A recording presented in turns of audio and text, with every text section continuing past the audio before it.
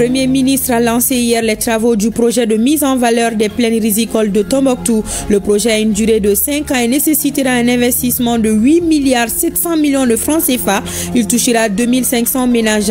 Le chef du gouvernement a ensuite rencontré les forces vives de la région sur la situation sécuritaire et l'organisation de la biennale artistique et culturelle prévue en décembre. L'effectif de l'armée malienne se renforce avec la sortie de la 19e promotion de l'école des sous-officiers de Banankoro. La promotion forte de plus de 700 militaires de plusieurs nationalités porte le nom de feu sergent-chef Ibrahim Traoré, un élément de la garde nationale tombé en novembre 2024. Ils se sont engagés à servir la patrie avec honneur, loyauté et dévouement. La cérémonie était présidée par le ministre de la Défense et des anciens combattants. Rentrée académique de la 5e promotion de l'école de guerre du Mali. Ils sont 25 officiers supérieurs venant de 7 pays. La conférence a porté sur le thème réconcilier mémoire et stratégie, les enseignements doctrinaux et stratégiques de l'histoire militaire africaine. La cérémonie officielle d'ouverture était présidée par le chef d'état-major général des armées. Le ministre des Mines en visite dans les sites miniers de Goulamina et Bougouni Mining. Sur le premier site, la production se passe normalement. Les dispositions sont prises pour recevoir des navires contenant le spodumène. Le second attend la date de son inauguration. Professeur Amadou Keïta s'est dit très réconforté. Très heureuse de vous retrouver pour la grande édition de 20h de ORTM1 et merci pour la confiance renouvelée. Bonsoir et bienvenue à tous. Bamako abrite depuis hier les journées ouest-africaines de l'audit interne. Ce rendez-vous annuel vise la promotion de la profession d'audit interne. Après une journée bien remplie, les participants ont été reçus ce matin par le président de la transition, le général d'armée Assimi Goïta. Ils ont remercié le chef de l'État d'avoir soutenu l'organisation des 10 journées au Mali. Pour plus de précision, écoutons la présidente de l'association des contrôleurs, inspecteurs et auditeurs du Mali, Traoré Awali Kone, est au micro de Alousseni Touri. Nous sommes là dans le cadre de la 3e édition des Journées ouest-africaines de l'audit interne qui est organisée par l'Union des instituts d'audit interne de l'Afrique de l'Ouest. L'Union est une organisation qui regroupe 10 pays membres, à savoir les 8 pays membres de l'espace UEMOA, plus la République de Guinée et celle de la Mauritanie. Les journées ont pour objectif le renforcement des capacités des professionnels des métiers du contrôle. C'est aussi un espace d'échange entre experts du domaine pour connaître les meilleures pratiques dans le domaine de l'audit interne. Et également aussi, c'est dans le cadre du renforcement de nos instituts nationaux. Donc nous sommes ici vraiment pour remercier le président d'avoir accepté de parrainer cette édition. Les projets que nous avons pour l'Union des instituts d'audit interne d'Afrique de l'Ouest, c'est vraiment de promouvoir la pratique professionnelle de l'audit interne dans nos organisations, afin de permettre d'avoir une performance de nos organisations, et également une meilleure gestion transparente et vertueuse. C'est l'objectif global des journées ouest-africaines de l'audit que nous organisons annuellement dans chaque pays de l'Union. Et également de les aider à se certifier, également à les aider à renforcer leurs compétences et leur façon de faire, de pratiquer l'audit interne selon les nouvelles normes qui sont édictées par l'Institut global d'audit interne. Donc c'est vraiment une occasion heureuse pour l'ensemble des professionnels des métiers. C'est une occasion de rencontre, de partage d'expérience. La 4e édition est prévue au Togo l'année prochaine. Donc nous invitons l'ensemble des professionnels des métiers du contrôle à se joindre à nous pour l'occasion de cette rencontre qui promet d'être vraiment une rencontre grandiose et aussi très intéressante en matière de partage d'expérience et de renforcement des capacités. Et je vous l'annonçais dans les titres, le Premier ministre, ministre de l'administration territoriale et de la décentralisation était en visite hier à Tombouctou. Le chef du gouvernement a rencontré les forces vives de la 6e région administrative. Le général de division Abdoulaye Maïga a remercié la population de Tombouctou pour la grande mobilisation et salué son rôle, sa collaboration dans la lutte contre le terrorisme. Le Premier ministre a profité de cette rencontre pour inviter la population à faire de la biennale un baromètre du retour de la paix dans notre pays. Le reportage de nos confrères de la primature Mamari Kone et Ali Outouri. Les autorités de la transition peuvent compter sur l'accompagnement des populations de la région de Tombouctou. Telle est la substance du cadre d'échange que le chef du gouvernement a eu avec les forces vives de la 6e région administrative. Dans son discours introductif, le gouverneur de région a adressé l'état de sa région confrontée à l'enclavement malgré les nombreuses potentialités. L'année 2025 a été dense en activités. Nous citerons entre autres les renforcements des capacités opérationnelles des FAMA dans la région de Tombouctou, la multiplication des patrouilles FAMA sur toute l'étendue de la région, l'organisation du retour à Tombouctou des manuscrits anciens avec son personnel qui était basé à Bamako depuis 2012, l'exécution correcte de l'opération Sungalo Solidarité qui a été très appréciée par les communautés religieuses. Bien que l'année a été marquée par quelques difficultés liées à la conjoncture économique mondiale, les populations apprécient à leur juste valeur les actions de refondation engagées par l'État visant à redonner aux Maliens et aux Maliennes leur dignité qui leur permet, depuis la reprise de Kidal, de se glorifier avec fierté autour de leur appartenance au Mali. Les forces vives de Tombouctou, par l'intermédiaire de leurs porte-parole, ont pris la parole. La jeunesse, les collectivités, les femmes et les secteurs privés, après avoir énuméré les difficultés auxquelles ils sont confrontés, ont promis de soutenir le président de la transition et toutes les autorités de la transition. Après avoir salué la population de Tombouctou pour sa mobilisation, le Premier ministre a exposé les grandes lignes de la lettre de cadrage du gouvernement, rappelé les efforts consentis dans le cadre de la sécurisation de notre pays avant d'exprimer la reconnaissance du président de la transition aux forces vives. Le président de la transition, chef de l'État, nous a instruit d'accorder une attention particulière au secteur rural, à l'emploi des jeunes et aux projets en faveur des femmes. Quant à la jeunesse, qui est le fer de lance d'une nation, le gouvernement lui accorde une attention particulière par la création d'emplois, le financement de projets pour les jeunes et l'amélioration du système éducatif. En ce qui concerne les femmes, actrices incontournables du développement économique et humain, le gouvernement mettra tout en œuvre pour assurer leur épanouissement économique. Les défis auxquels fait face la région de Tombouctou sont immenses. Monsieur le gouverneur a dans son intervention relevé quelques-uns. Je voudrais vous assurer de la disponibilité du gouvernement de poursuivre les efforts de sécurisation des personnes et de leurs biens dans la région et sur toute l'étendue du territoire national. La région de Tombouctou abritera dans quelques mois la biennale artistique et culturelle. Le Premier ministre a profité de cette rencontre pour inviter la population à faire de cette biennale un baromètre du retour de la paix dans notre pays. La biennale est une activité qui va au-delà de le gouvernement, une activité culturelle qui engage d'abord et avant tout les populations. Je voudrais compter sur la franche collaboration, l'engagement et l'abnégation de toute la population de Tombouctou afin de faire de cette biennale artistique un succès retentissant. Et je pense que nous avons les capacités, nous avons les moyens, et ceci pour plusieurs raisons. C'est la première fois que la biennale artistique et culturelle, en tout cas, sera organisée dans une région du Nord. Ceci coïncide avec l'année 2025, consacrée comme étant l'année de la culture par le chef de l'État. C'est également un message fort que nous devons envoyer à nos populations, envoyer à toute la communauté internationale, d'autres populations en dehors du Mali. Et cette biennale, à mon humble avis, sera un indicateur très clair du retour de la sécurité, du retour de la stabilité à Tombouctou et plus globalement dans toutes les régions du Mali. Avant de quitter Tombouctou, le chef du gouvernement s'est rendu au centre de formation et de mise en condition des militaires.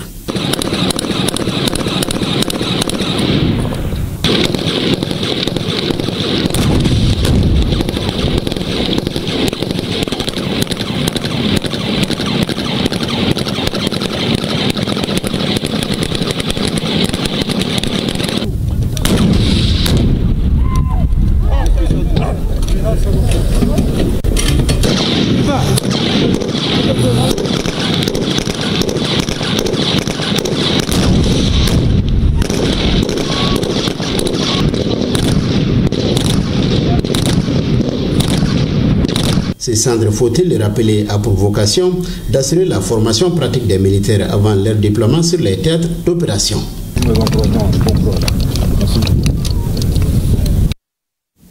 Et avant la rencontre avec les forces vives de la région, le Premier ministre, ministre de l'administration territoriale et de la décentralisation, avait donné le premier coup de pelle consacrant le lancement des activités du projet de mise en valeur des plaines rizicoles de Tombouctou. Le projet est financé par la Banque ouest-africaine de développement à hauteur de 8 milliards de francs CFA pour une durée de 5 ans. Le projet ambitionne de produire 10 400 tonnes de riz et 2 500 tonnes de produits de maraîchage. La cérémonie s'est déroulée dans une ambiance festive. Nous retrouvons Mamari Kone et Ali Outouri.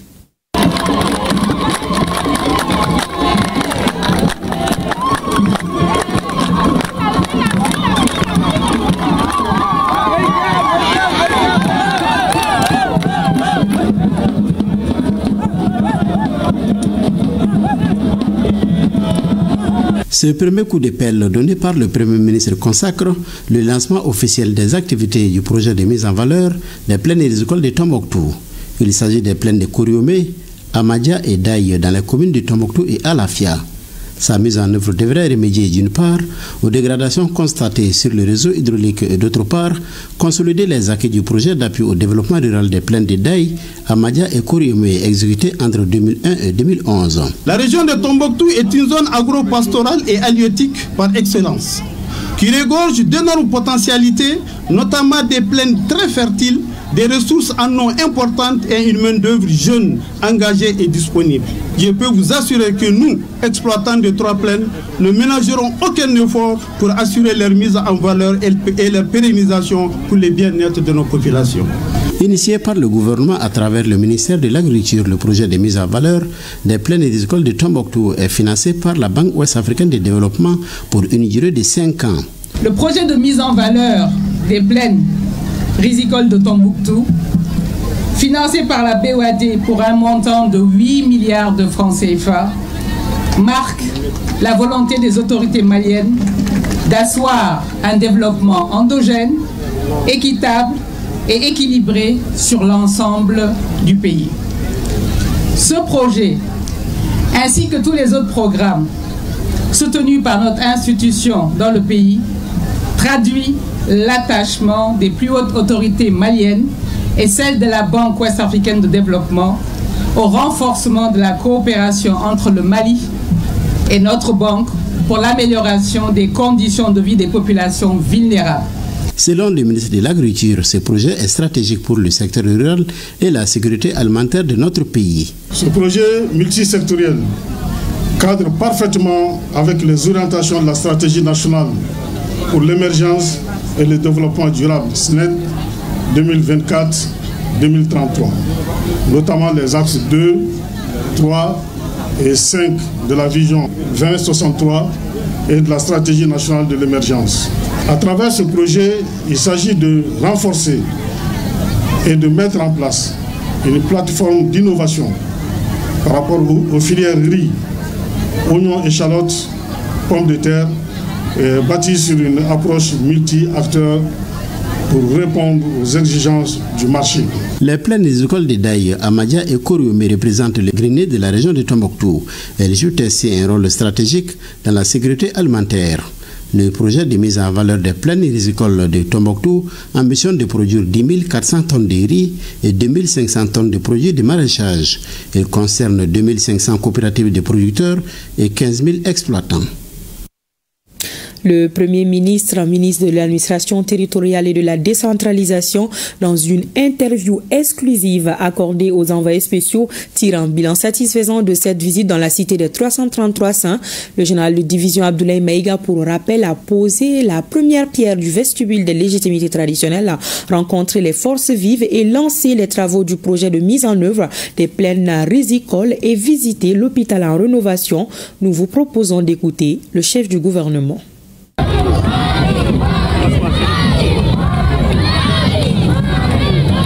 Tout d'abord, je voudrais, au nom de son Excellence le général d'armée Assimi Goïta, président de la transition, chef de l'État, remercier l'ensemble de la population de Tombouctou pour l'accueil très chaleureux qui nous a été réservé.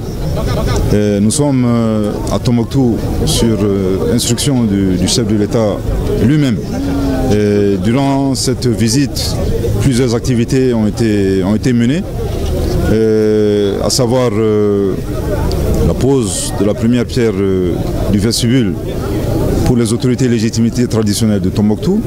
Ensuite, l'extension et la modernisation de l'hôpital de Tombouctou et le démarrage des travaux de mise en valeur des plaines rizicoles. La raison d'être de cette transition, c'est justement de satisfaire les attentes des populations, attentes exprimées lors des assises nationales de la refondation.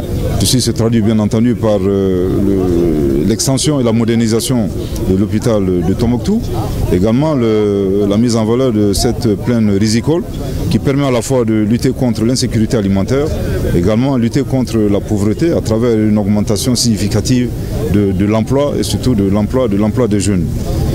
À côté, il est important également de rappeler un objectif constant auquel tous les Maliens sont attachés, à savoir l'édification du Malikoura, le Malikoura dont nous appelons de tous nos voeux. Dans cette mission, les autorités et les légitimités traditionnelles occupent un rôle extrêmement important, consacré dans la Constitution. Et on voit un peu tout l'engagement et la détermination du chef de l'État lui-même à valoriser ces autorités et légitimités traditionnelles qui jouent tous les jours un rôle de stabilisateur, un rôle facteur de cohésion dans notre société. Pourquoi ceci explique la construction du vestibule aujourd'hui dans la région de Tombouctou. Les défis sont énormes, on le sait, mais pour reprendre cette phrase célèbre du chef de l'État, phrase par laquelle il termine pratiquement tous ses discours, je pense que c'est ensemble que nous ferons le Malikoura. Tant qu'il y a la cohésion, tant qu'il y a l'unité, tant qu'il y a la bonne entente, la bonne compréhension entre nous Maliens, je suis presque sûr que nous serons en mesure de relever tous ces défis. Il y a quelques années, Tombouctou, comme d'autres régions du Nord malheureusement, étaient des régions sous occupation. Occupation des groupes terroristes.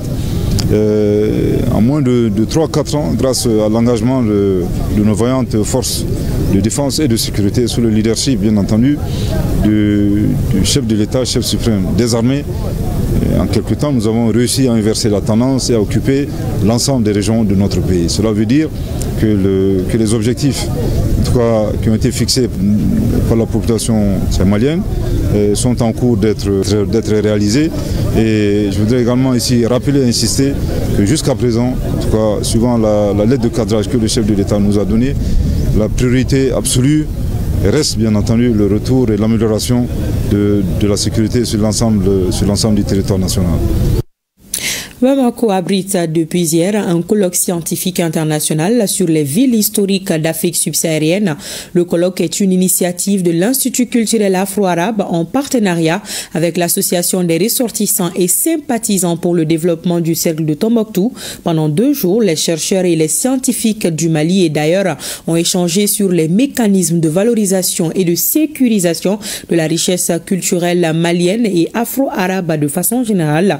Le reportage de Youssouf Diakité et Sambou Diakité. Celui qui ignore d'où il vient ne saura jamais d'où il va. C'est pour se reconnecter à son passé civilisationnel Tombouctou que l'Institut culturel afro-arabe et les ressortissants de la région organisent ce colloque international sur les villes historiques d'Afrique subsaharienne et leur rôle dans le renforcement des relations afro-arabes, le passé, le présent et le futur. Notre association, à cette année de la culture, a célébré les 700 ans de la mosquée de Djingarébel. Pour nous, c'est d'abord un rappel que notre pays, le Mali, est terre de foi, terre de religion et terre d'islam depuis les premières heures de l'islam au monde. Nous avons aujourd'hui organisé un colloque international sur l'apport des villes anciennes comme Tombouctou, Oualata, Djenné, Kersen dans les rapports afro-arabes. C'est des rapports qui étaient bâtis autour du commerce, autour de la culture, autour de la science et de la connaissance. Je salue et félicite les initiateurs au nom de la directrice générale de l'UNESCO et au mien propre pour le choix de ce thème d'actualité dont les échanges permettront l'affermissement des relations afro-arabes. Les colloques, faut-il le préciser, est organisé par l'Institut afro-arabe en partenariat avec l'Association des ressortissants et sympathisants de Tombouctou. Cet institut constitue un tremplin civilisationnel établi pour témoigner l'importance du partenariat, de l'échange entre les deux mondes, liés par les impératifs de la géographie et les liens de l'histoire, appelés à coexister de manière fructueuse et avancer côte à côte vers des perspectives de coopération continue. L'ouverture des travaux est présidée par le ministre des Affaires religieuses, du culte et des coutumes qui rassure que l'accompagnement du département ne fera pas défaut quant à la matérialisation des recommandations issues du colloque. Quand on parle de Tombouctou, on parle de la civilisation. Quand on parle de Tombouctou, on parle de la réalité des faits, mais pas des faits imaginaires. Quand on parle de Tombouctou, on parle de la connaissance et de la reconnaissance. Quand on parle de Tombouctou, on parle de la sagesse. Et quand on parle de Tombouctou, on parle de la religion. Pendant 2 jours, on peut le dire, Bamako sera le carrefour de la recherche scientifique à travers ce colloque qui regroupe les scientifiques, les chercheurs, les détenteurs du savoir et les amoureux de la civilisation tombouctienne. Le ministre des Mines était hier sur les sites miniers de Goulamina et Bougouni Mining. À Goulamina, le professeur Amadou Keïta est venu s'enquérir de l'évolution des activités d'exploitation et de production de cette unité industrielle qui a officiellement lancé ses activités il y a 1 année. Au niveau de Bougouni Mining, les préparatifs vont bon train pour accueillir le président de la transition pour l'inauguration, suivant le reportage de Agali Agagissa et Djibril Barayugo. La mine de lithium de Goulamina est entrée dans sa phase de production après son inauguration en décembre dernier par le général d'armée Assimi Goïta, chef de l'État. Le ministre des Mines est venu constater après 2 mois d'exploitation l'évolution de la mine.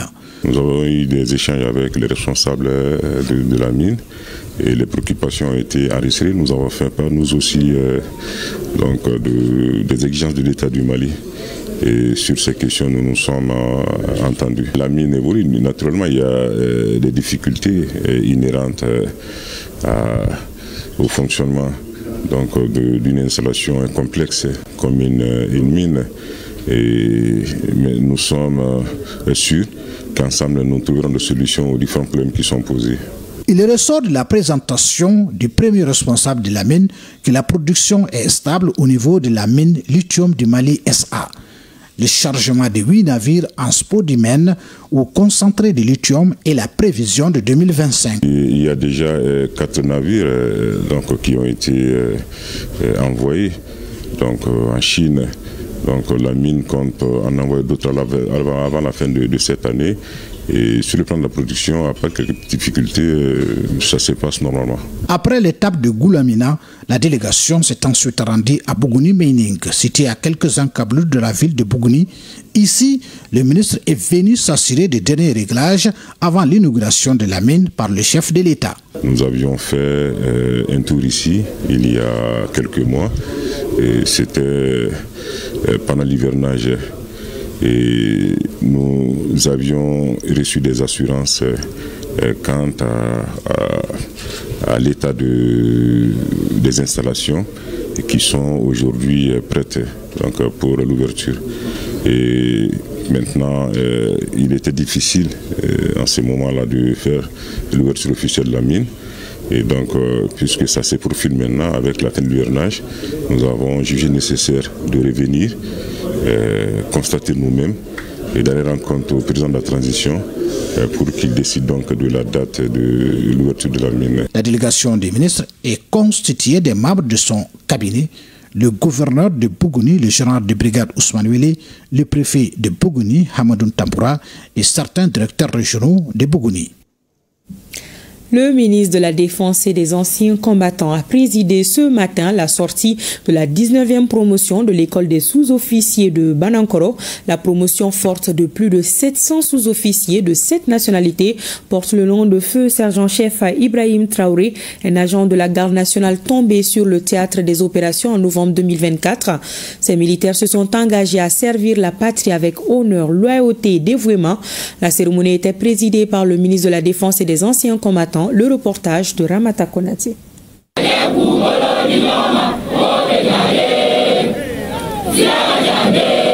Ils sont plus de 700 sergents, dont une centaine de personnels féminins. Cette 19e promotion de l'école des sous-officiers porte le nom du sergent-chef Ibrahim Tamba Traoré, un élément de la garde nationale tombé en 2024 suite à un accident d'engin explosif improvisé sur l'axe Djema-Nkwala. Les nouveaux promus arrivent avec ce message d'engagement et de détermination. Et c'est avec fierté et espoir que le ministre de la Défense et des anciens combattants les admire. Les objectifs de la formation sont les suivants. Former des chefs de groupe capables de commander les hommes sur le terrain, de tenir les documents au niveau des unités et de faire l'instruction dans les centres et les formations classiques. Le développement de la culture de l'initiative, le développement du goût du risque dans la discipline et le développement du sens du devoir et du patriotisme vis-à-vis de la nation. C'est l'ensemble de ces programmes de formation et attitudes qui ont permis d'obtenir un résultat cette année de 100%. En tant que sous-officier, vous avez été formé pour incarner les valeurs fondamentales des forces armées maliennes que sont honneur, devoir, loyauté et discipline. Votre parcours a été jalonné d'efforts intenses, de sacrifices personnels et de rigueur, afin de vous préparer à assumer les responsabilités qui vous encombrent. Ces désormais sergents reçoivent leur galon des mains de leur aîné. Ibrahim Tamboura est le major de la 19e promotion de l'ESO avec une moyenne de 17,85. Avec ses coéquipiers de la Confédération AES, Mali, Burkina Faso, Niger et d'autres pays africains, il prête serment devant la hiérarchie militaire, les autorités régionales et plusieurs parents et amis. Cette 19e promotion de l'école des sous-officiers de Banankoro vient renforcer les capacités opérationnelles de nos armées à un moment charnière où elles consolident ses acquis. Cet événement illustre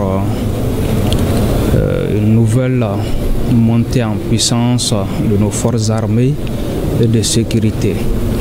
Désormais mieux formés, mieux dotés et fermement engagés pour la défense de l'intégrité de notre territoire. Ce bilan positif reflète la mise en œuvre rigoureuse d'une vision stratégique portée au haut niveau. À cet égard, je voudrais remercier son Excellence le général d'armée Assimi Goïta, président de la transition, chef de l'État, chef suprême des armées, dont le leadership éclairé et la détermination constante ont permis de refonder notre outil de défense. Un défilé militaire avec l'ensemble des forces vient sanctionner cette cérémonie de baptême et de remise de galons aux élèves sous-officiers d'active à Banangoro dans la région de Ségou.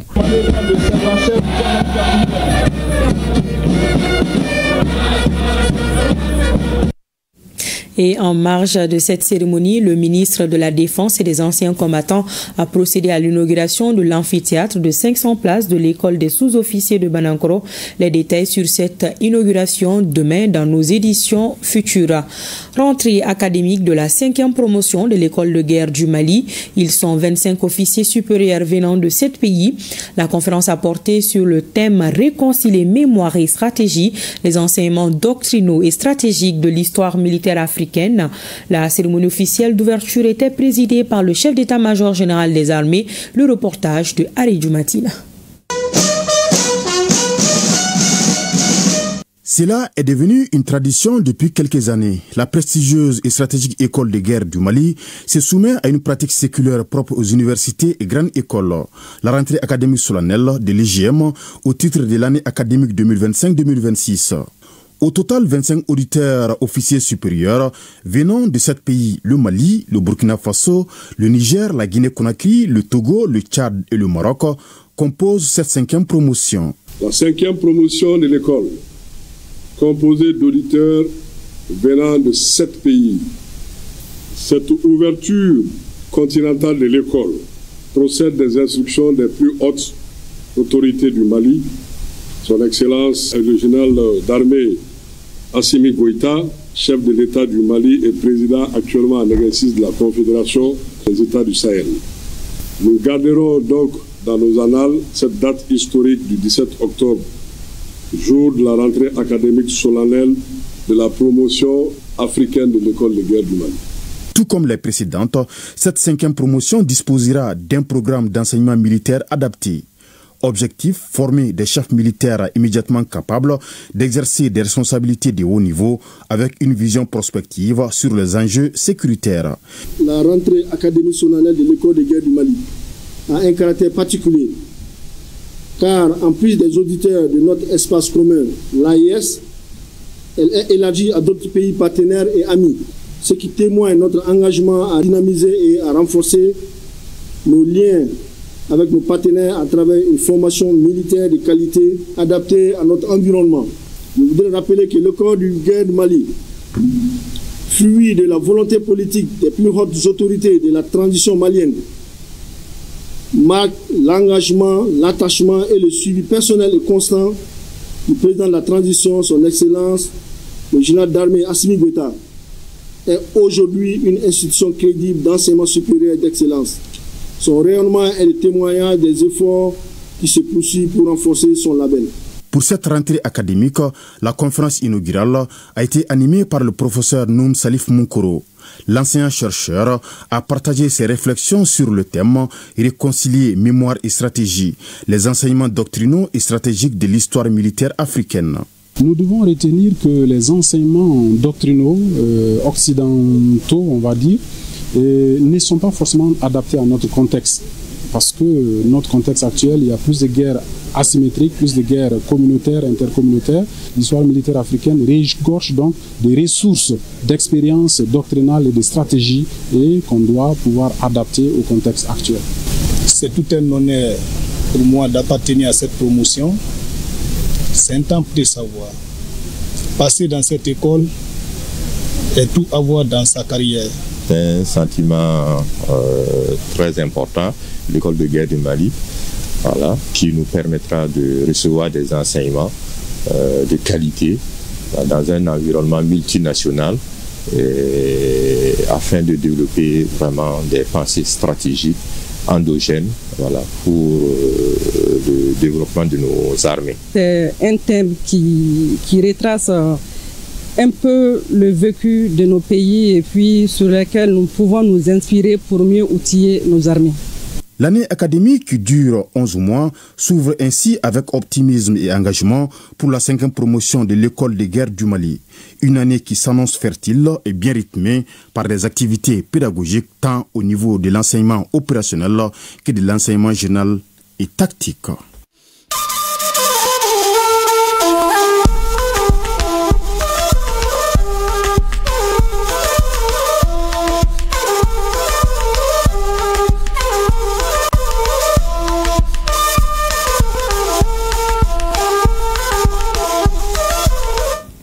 Nous restons dans le domaine de la sécurité dans l'espace AES. Tout comme l'école de guerre du Mali, la rentrée académique de l'école militaire supérieure du Niger au titre de 2025-2026 a eu lieu hier. Cette rentrée de la 5e promotion a enregistré la présence de plusieurs autorités civiles et militaires, parmi lesquelles les chefs d'état-major des armées des pays membres de la Confédération AES. Le reportage de Djibrila Namalka et Sadou Inoua Ali. Cette cérémonie solennelle marque la rentrée académique 2025-2026 de la 5e promotion de l'école d'état-major de l'école militaire supérieure du Niger. Inaugurée en 2021, l'école d'état-major de l'école militaire supérieure de Niamey a formé 4 promotions des officiers nigériens et internationaux. La formation s'étale sur une durée de 9 mois sanctionnée par un diplôme d'état-major. La scolarité de l'école d'état-major met l'accent sur les domaines d'enseignement suivants. Les méthodes de raisonnement général et tactique. L'emploi des forces du niveau tactique respectivement.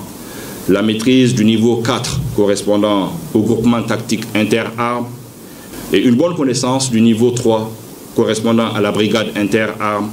C'est donc ici que se forgent les esprits capables de concevoir, planifier et conduire les opérations d'envergure, dans le respect strict des valeurs républicaines et de l'éthique militaire. Par conséquent, je vous invite, chers stagiaires, à profiter de cette année académique pour aborder votre formation avec discipline, humilité et ambition. Je parle de discipline parce qu'elle constitue la force principale des armées. Je parle d'humilité car nul ne détient seul la vérité en matière de guerre ou de stratégie. Et d'ambition, puisque notre pays a besoin de chefs visionnaires. Notons que cette cérémonie a enregistré la présence des chefs d'état-major des armées du Burkina Faso et du Mali. Au Burkina Faso, l'actualité, c'est la deuxième édition de la Nuit des Étoiles. Cette soirée de récompense marque la fin de la première et deuxième phase des Journées nationales d'engagement patriotique et de participation citoyenne de l'année 2025. Le thème retenu cette année est « Pour l'ordre et la discipline, je m'engage ». Le reportage de Sayouba Souré de la RTB. 2 millions de francs CFA, un trophée et une attestation, c'est la récompense de l'association Les Motards du Faso, sacrée lauréate de la deuxième édition de la Nuit des Étoiles. Un prix spécial décerné par le président du Faso. L'association Les Motards du Faso s'empare aussi du prix de l'intégration AES d'1 million de francs CFA octroyé par le ministère en charge des Affaires étrangères. Ces deux prix viennent vraiment couronner les efforts que nous avons fournis en travaillant en toute symbiose pour l'obtention de ce prix. Le deuxième prix spécial, décerné par le Premier ministre d'une valeur d'1 500 000 francs CFA, revient au comédien et réalisateur, inspecteur rock de la série Commissariat de Tampi. Tandis que le troisième prix spécial, offert par le président de l'Assemblée législative de transition, d'un montant d'1 million est remis à Olivier Paré, un citoyen engagé pour le développement du monde rural. Une dizaine d'étoiles du Faso, dont la fondatrice de l'école de santé Sainte-Hervige, Ramata Hervige Ilboudo, l'artiste musicien Flobi et le président de l'association des étoiles du Faso. Nous saluons cette initiative qui se dresse comme un pilier essentiel pour bâtir une prise de conscience collective de la jeunesse et un véritable vecteur de développement pour le bien-être de nos populations. Concernant le jeu concours sur le civisme, 3 prix nationaux et 13 prix régionaux sont décernés. Le premier prix national revient à Caleb Tiabano du Kouloumou. Plus de 4 millions ont été touchés directement par les activités de sensibilisation et d'éducation au patriotisme. Nous sommes très satisfaits. Les étoiles et les lauréats des différentes compétitions que nous célébrons ce soir représentent non seulement l'excellence dans divers domaines, mais ils incarnent également l'espoir et l'aspiration d'une jeunesse engagée et dynamique. Et le ministre d'État, Émile Zerbo, d'encourager l'ensemble des Burkinabés qui se sont mobilisés pour la réussite des journées nationales d'engagement patriotique et de participation citoyenne.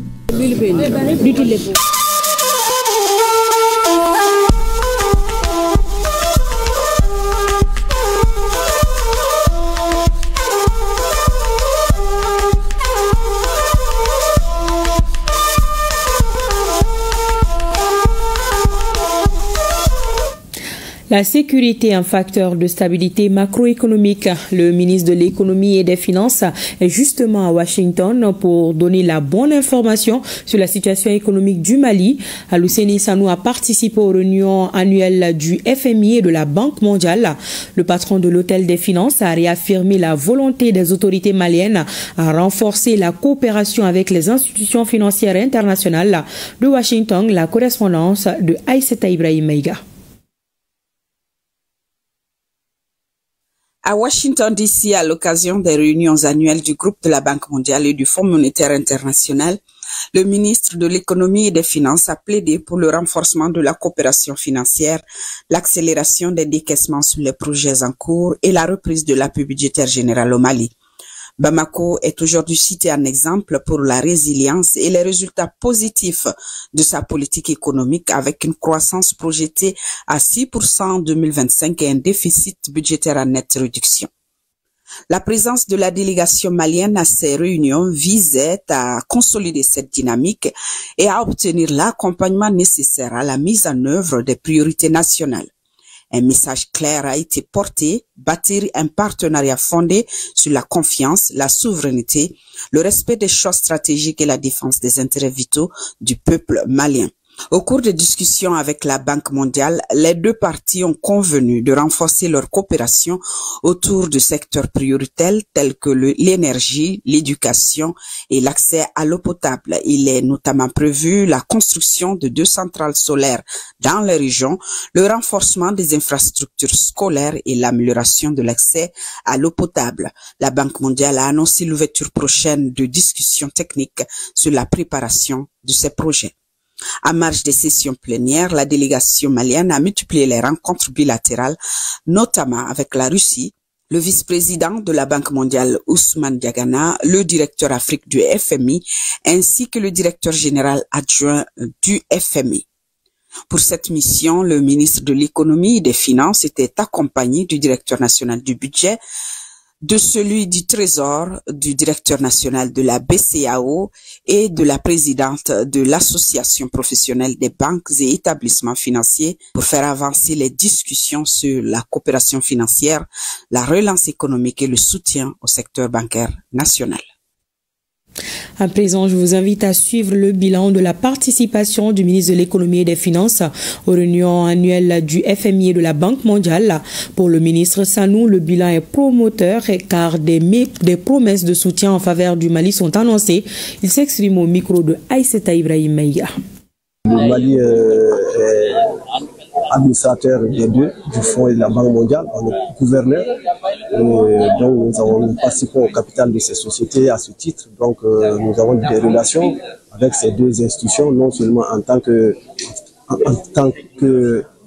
propriétaire, mais également en tant que client de ces deux institutions.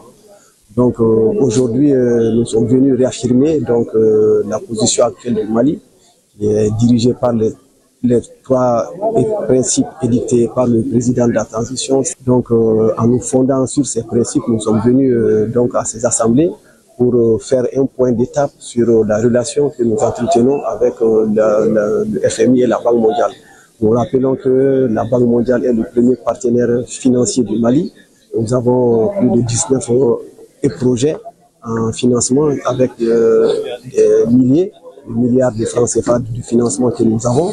Le FMI, la Banque mondiale intervient dans le financement de l'énergie, de l'éducation, de la santé, du développement humain donc, au Mali. Aujourd'hui, nous sommes venus expliquer les besoins du Mali en termes de financement sous forme d'appui budgétaire. Aujourd'hui, les discussions ont porté sur le refinancement des lignes budgétaires, qui est l'équivalent d'un appui budgétaire. Et cela, notre demande est à hauteur de 200 millions de dollars. Nous avons des assurances aujourd'hui que la Banque mondiale est engagée à nous mettre ces ressources d'ici le 31 décembre. Dans le même temps, la Banque s'est engagée à poursuivre les discussions pour qu'on ait un appui budgétaire entier avec en tout cas des repères que nous allons discuter. Ces discussions vont se poursuivre. Je rappelle que depuis 2020, le Mali n'a bénéficié d'aucun appui budgétaire. Donc ça va être la première fois que nous allons commencer ces négociations sur les appuis budgétaires. Le FMI également nous a donné une facilité du crédit rapide d'un montant de 73 milliards de francs CFA. Nous avons fait la première évaluation d'utilisation de ce fonds le 30 septembre et en tout cas il est ressorti clairement que le Mali a respecté tous les engagements consignés et que, comme j'ai eu à le dire, que ce soit la Banque mondiale ou le FMI, ils ont salué la résilience des populations maliennes, ils ont salué les performances du Mali, ils ont rappelé que la dernière surveillance multilatérale réalisée par l'Union monétaire ouest-africaine a montré que le Mali fait partie du peloton des États sur toutes les performances économiques que nous avons eu à réaliser. Nous ressortons ici très satisfaits de cette visite. Le ministre de la Santé et certains de ses partenaires volent au secours des populations en situation de vulnérabilité. C'est dans le cadre des projets SANDI, qui signifie santé digitale, et le projet EMU, qui veut dire équipe médicale d'urgence. Ces deux projets innovants visent à contribuer à bâtir un système de santé communautaire plus équitable, plus résilient et plus durable. La cérémonie de lancement s'est déroulée en présence du ministre de la Santé et du Développement social, le colonel-major Samba Diallo Touré. Le reportage de Aïssata Saliou Maïga. Le premier projet SANDI et le second EMU, qui veut dire équipe médicale d'urgence, sont deux projets qui viennent d'être lancés pour améliorer l'accès aux soins de qualité concernant les populations vulnérables. L'initiative de l'opérationnalisation du projet EMU s'inscrit dans le cadre du renforcement de la mise en œuvre du règlement sanitaire international, dont le but est de permettre aux pays membres de l'OMS de renforcer leur capacité de réaction rapide en cas d'urgence de santé publique de portée nationale et internationale. Ces deux initiatives qui permettront à notre pays de faire face aux menaces sanitaires coûteront à l'Organisation mondiale de la santé et d'autres partenaires stratégiques plus de 649 millions de francs CFA pour la réalisation du projet SANDI et plus de 396 millions de francs CFA pour le projet EMU. On veut avoir des équipes, c'est quelque chose de très concret. Des équipes qui sont là dans les 72 heures, ils peuvent être déployés avec un protocole et on sait chaque minute, chaque seconde compte pour sauver des vies. Il y a des règles auxquelles les centres de santé vont pouvoir souscrire, et ces centres de santé qui seront bénéficiaires. Nous allons également former et assister les utilisateurs finaux par rapport à l'utilisation des outils de santé numérique et également renforcer les capacités des réseaux d'experts en télémédecine. À noter que le projet SANDI couvrira les zones de Kayo, Sikasso et Bandiagara et celui de Mi concernera toutes les régions sanitaires du Mali et les points d'entrée frontaliers. Le Mali se dotera très bientôt d'une charte pastorale actualisée. Le document a été soumis hier à l'analyse des acteurs de l'élevage. Le document en question vise à mieux prendre en compte les droits des acteurs ruraux et accompagner plus efficacement les collectivités dans la gestion de leur territoire. Cet atelier de 2 jours se tient dans le cadre de la mise en œuvre du projet régional d'appui au pastoralisme au Sahel, phase 2. Le reportage de Djemba Moussa Konati.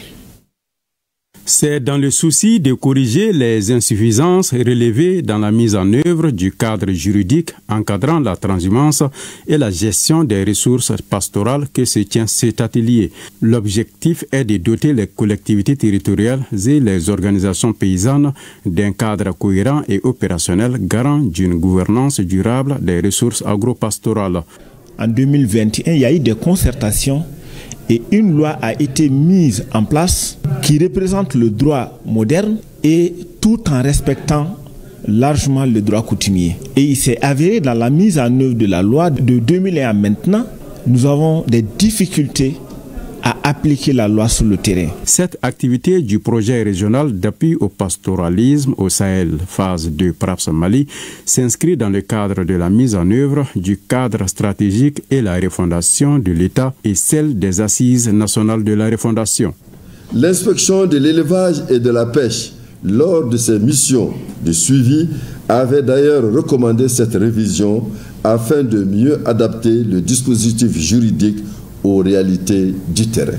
Dans la mise en œuvre du cadre stratégique de la refondation et la mise en œuvre des ANR, les actions inscrites au niveau du développement sont définies sur l'axe 3, croissance économique et développement durable, avec comme priorité croissance économique et promotion du développement durable. Rappelons que la charte pastorale en cours de relecture dans notre pays accorde une place importante à la gestion durable des espaces pastoraux, des points d'eau et la cohabitation entre agriculteurs et éleveurs.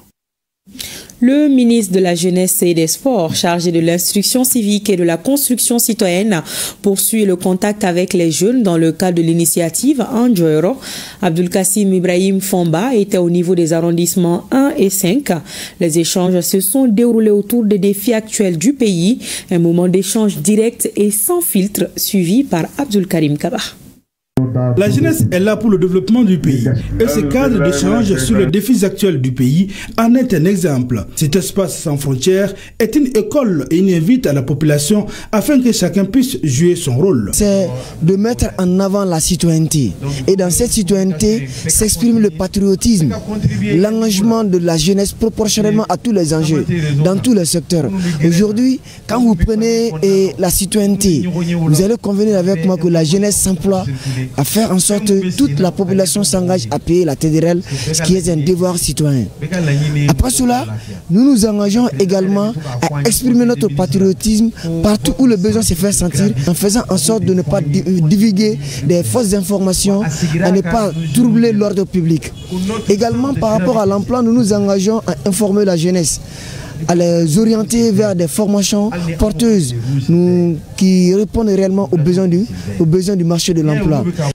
Dans le 5e arrondissement, c'est la place de l'AES qui accueille la rencontre d'échange de jeunes avec le ministre de la Jeunesse et des Sports, chargé de l'instruction civique et de la construction citoyenne. Tout un symbole qui montre l'engagement et la détermination des jeunes en faveur du changement de mentalité. Aujourd'hui, c'est le carburant. Demain, ça peut être autre chose. Et la jeunesse est déterminée d'accompagner les autorités de la transition pour la stabilité de notre pays et dans toutes les circonstances.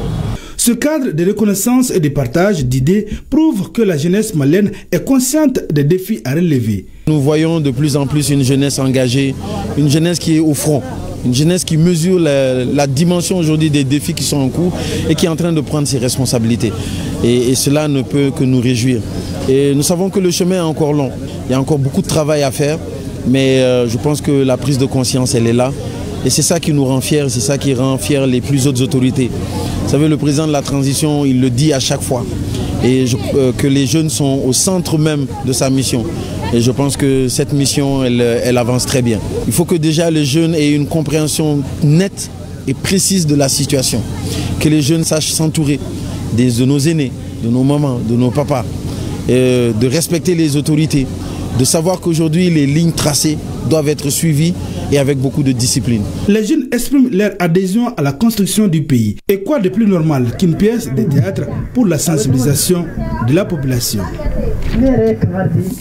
La ministre de l'Entrepreneuriat national, de l'Emploi et de la formation professionnelle, Oumou Salsek, a présidé l'ouverture de la session de formation des agents du réseau africain, des institutions et fonds de formation professionnelle. Les participants suivent la formation sur la gouvernance et les performances des systèmes d'information. Le reportage de Fantama Magnantao.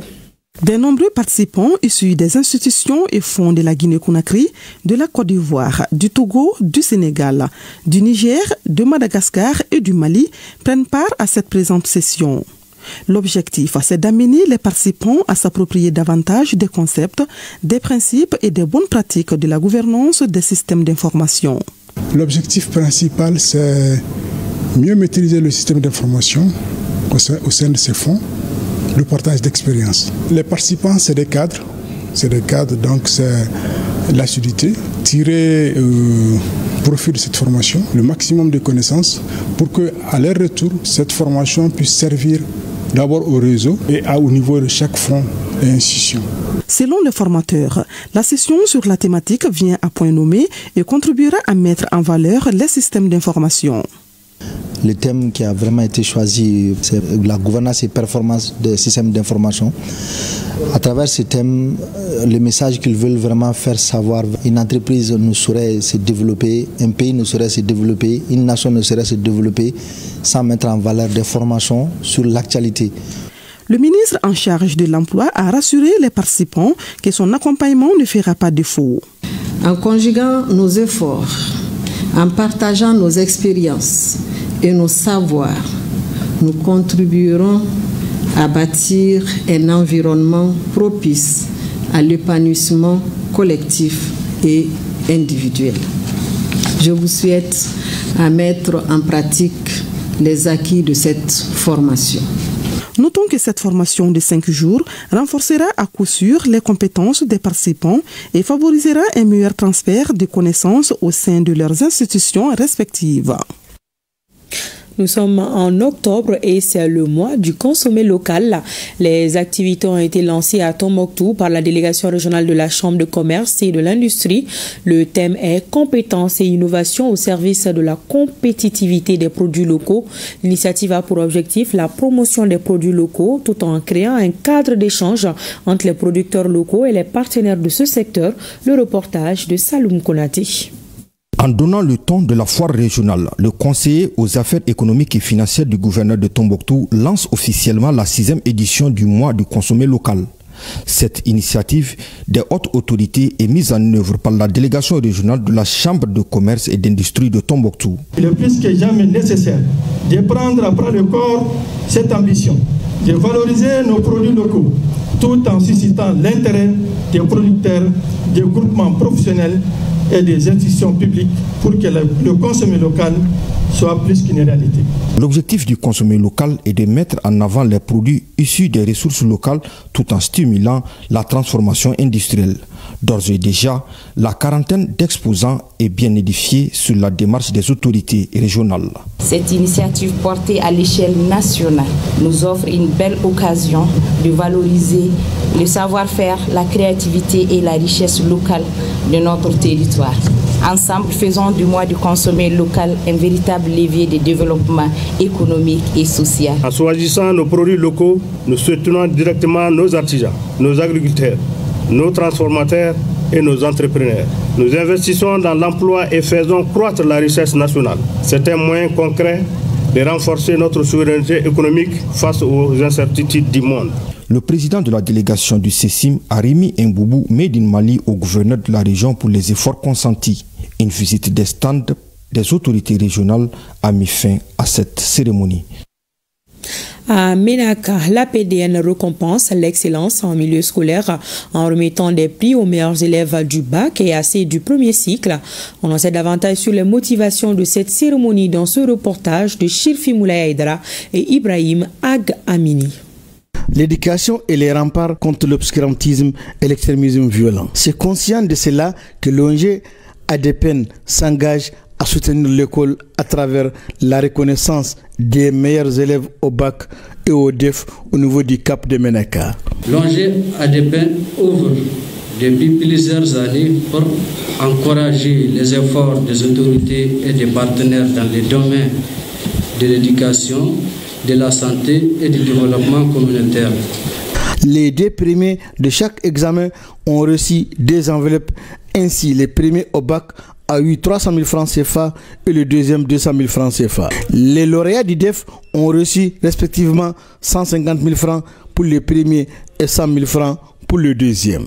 Aujourd'hui, j'ai l'honneur d'annoncer que grâce aux efforts du président de l'ONG ADPN, l'honorable Moussa Gacharatman, des nouveaux équipements médicaux et scolaires arriveront prochainement à Ménaka, Inch'Allah. Je tiens au nom de toute l'Académie de l'enseignement de Ménaka à remercier et féliciter l'ONG ADPN pour cette belle initiative qui vient à récompenser l'effort, la discipline et l'excellence scolaire. Je rends également hommage à l'ONG ADPN dont les actions concrètes renforcent notre système éducatif. Son engagement dans un environnement aussi difficile est un acte de résistance et de foi en l'avenir. À vous, chers lauréats, j'ai dit continuez à apprendre, à rêver, à bâtir. Vous êtes la lumière de demain. Plus que jamais au Mali, on a besoin de jeunes suffisants, éduqués, pour ne pas se laisser convaincre par le message extrémiste qui conduit à la violence. Parlons des activités de l'Office central des stupéfiants. Tenez-vous bien, ce sont près de 62 tonnes de produits pharmaceutiques avariés qui ont été incinérés hier dans la commune rurale de Diogar, dans le cercle de Kati. Ce sont des produits composés essentiellement d'antibiotiques, de psychotropes, de tramadol et de compléments alimentaires non autorisés. L'initiative de l'OCS, en collaboration avec la direction de la pharmacie et du médicament, vise à lutter contre la fraude et la consommation de produits toxiques. Le reportage de Mohamed Kayantao et Aboubakar Traouri. Des centaines de cartons remplis d'antibiotiques, de psychotropes, de tramadol, de compléments alimentaires non autorisés sont consommés car ce sont des produits pharmaceutiques prohibés, avariés et contrefaits. L'OCS a procédé ainsi à l'incinération de ces produits nocifs pour la santé de près de 62 tonnes dans la commune de Diogar, loin du regard de la population de la localité.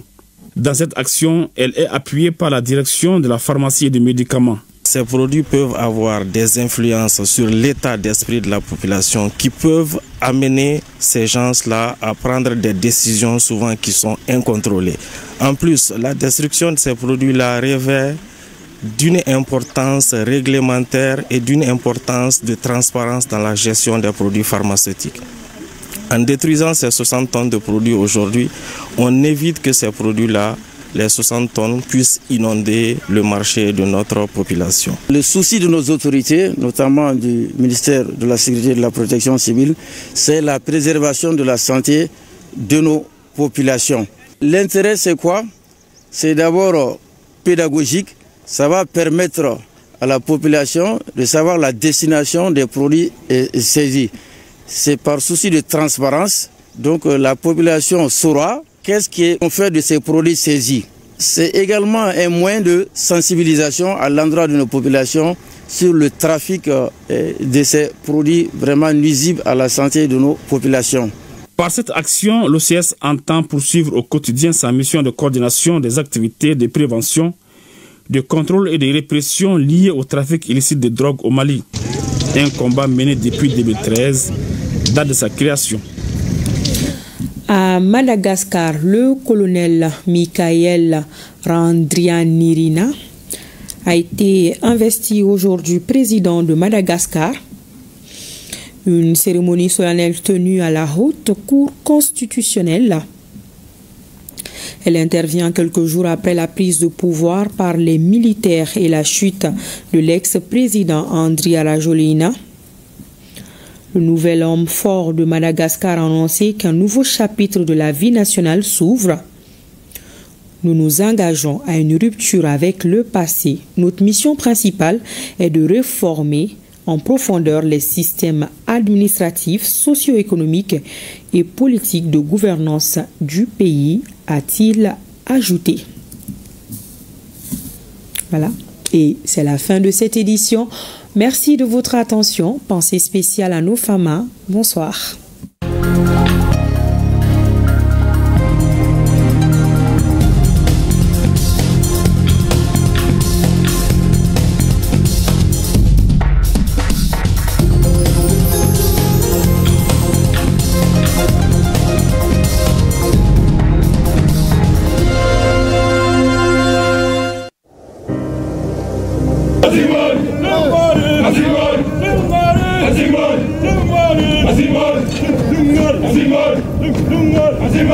Nous laissons derrière nous tout ce que nous avons de plus cher.